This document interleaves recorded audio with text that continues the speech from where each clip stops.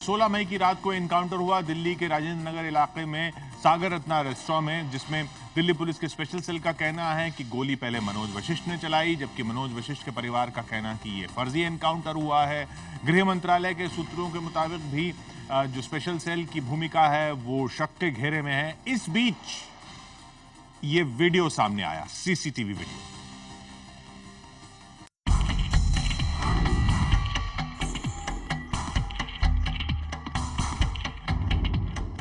28 second का ये CCTV video 16 मई की रात दिल्ली में हुए एनकाउंटर का सबसे बड़ा सबूत है। इन तस्वीरों में ब्लू शर्ट पहने मनोज वशिष्ठ 2 महिलाओं और कुछ पुरुषों के साथ सागर रत्ना रेस्टोरेंट में बैठे दिखाई दे रहे हैं। 6 सेकंड बाद वीडियो में सादे कपड़े पहने पुलिस वाले दाखिल होते हैं। एक पुलिस वाला मनोज के पास खड़ा होता है, जबकि बाकी अलग अलग जगहों में आसपास खड़े हो जाते हैं और महज 2 सेकंड बाद वहां भगदड़ मच जाती है। ये देखिए, आगे मनोज वशिष्ठ हैं और पीछे से पुलिस वाले उन्हें पकड़ने की कोशिश कर रहे हैं। पहले एक पुलिस वाला पकड़े हुए था और फिर दूसरे ने पीछे से मनोज को पकड़ा, लेकिन इस धरपकड़ के बीच में ही मनोज के सिर में गोली मार दी गई।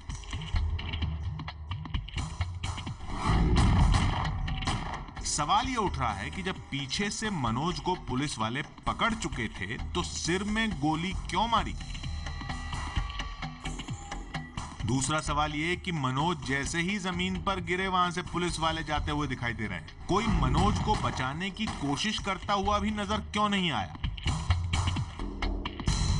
पुलिस वालों के रेस्टोरेंट में दाखिल होने के 10 सेकंड के भीतर एनकाउंटर खत्म हो गया और 10 सेकंड बाद रेस्टोरेंट में जो नजारा था उसकी गवाह थी ये तस्वीरें।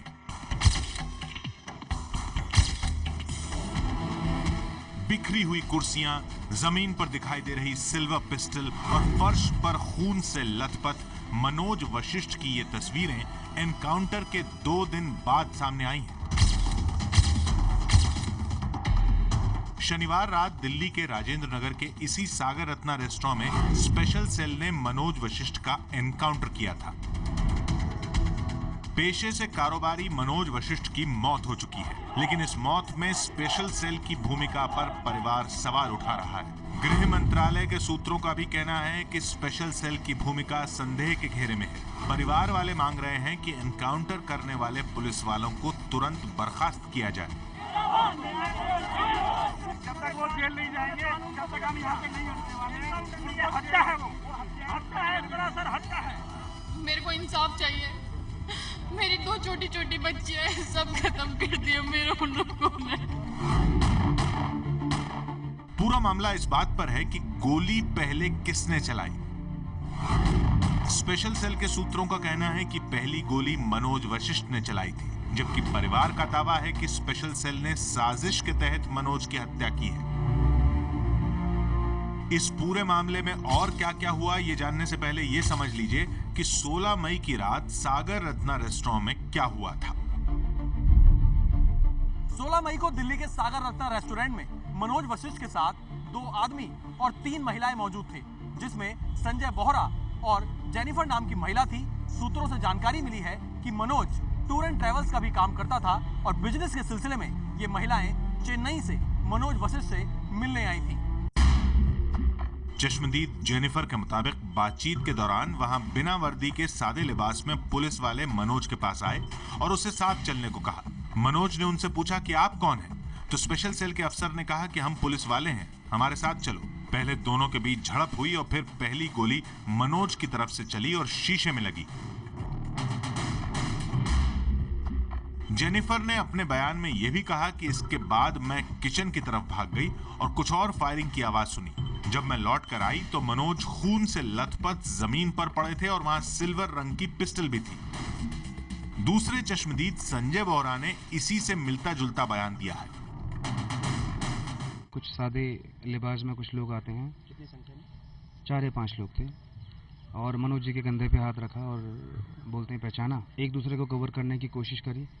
अब जैसे ही हम लेफ्ट को हमने टर्न किया तो पीछे से हमको फायर की आवाज़ सुनाई दी। फिर पता लगा इतने में मनोज जी वॉज फिनिश।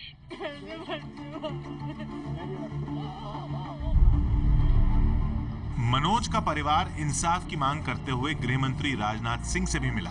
राजनाथ सिंह ने एसआईटी जांच के आदेश दे दिए हैं, जिसे 7 दिन के अंदर रिपोर्ट देनी है।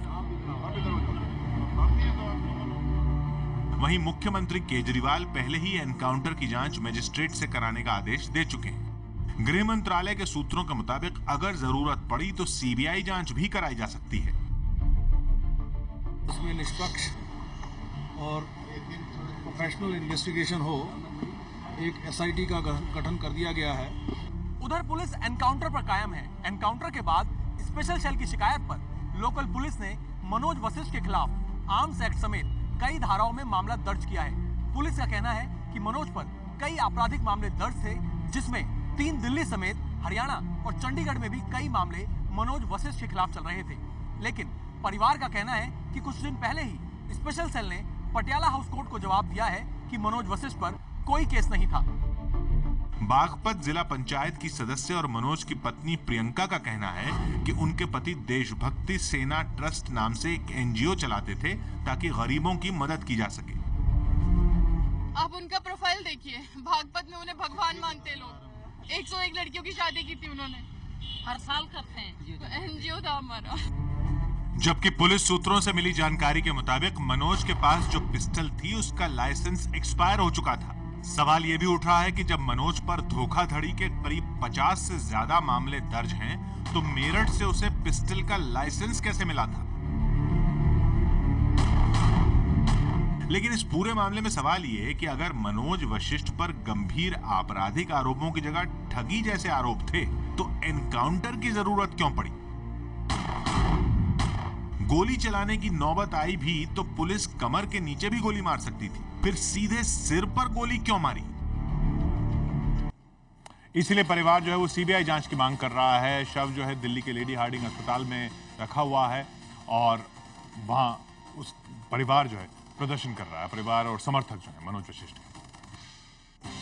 मनोज वशिष्ठ के कथित एनकाउंटर के बाद जब पूरी बॉडी का पोस्टमार्टम हो जाता है, उसके बाद भी जो परिवार वाले हैं वो बॉडी ले जाने को तैयार नहीं, और वो मांग कर रहे हैं कि जो इस पूरे मामले में है सीबीआई जांच की जाए, साथ ही पुलिस के खिलाफ हत्या का मामला दर्ज किया जाए, और इसके बाद घर वाले अपनी मांग को मनवाने के लिए लेडी हार्डिंग हॉस्पिटल के बाहर से यहाँ पर कैंडल मार्च की तैयारी कर रहे हैं। लेकिन पुलिस ने उन्हें यहाँ पर रोक दिया है। वो चाह रहे थे कि जो परिवार वाले हैं वो सारे लोग यहाँ से कैंडल मार्च निकालते हुए गृह मंत्री राजनाथ सिंह के घर तक जाए, और अभी पुलिस और मनोज वशिष्ठ के परिवार वाले और उनके क्षेत्र के लोगों के बीच तनातनी है।